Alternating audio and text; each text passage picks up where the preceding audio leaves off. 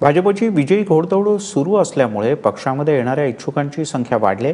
मात्र भाजप प्रदेशाध्यक्ष रावसाहेब दानवे यांना आज खरपूस शब्दात या सगळ्यांचा समाचार घेतला. पिंपरीतल्या कार्यकारिणीच्या बैठकीनंतर भाषण करताना रावसाहेब दानवे यांनी मध्यावधी निवडणुकांच्या संदर्भात सुद्धा गंमतशीर विधान केलंय.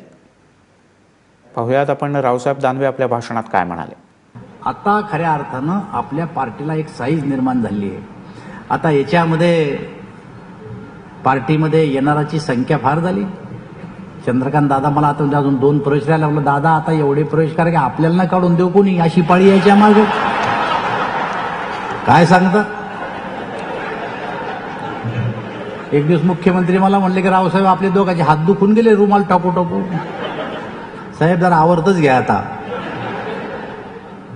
कारण आता काही निवडणुका तर नाही पण लोकांच्या मनात भावना घर करून बसली. काल वर्तमानपत्रात बातमी आली आज की निवडणुका कधीही होऊ शकतात. बघा आता काय चाललंय, काही समजत नाही काय तुमच्या बी बोटात. मला 2-4 आमदारांनी सकाळी फोन केला, मला खरंच आहे का, मला खोटं थोडंच आहे, होऊ शकतं ना, लागतंय काय.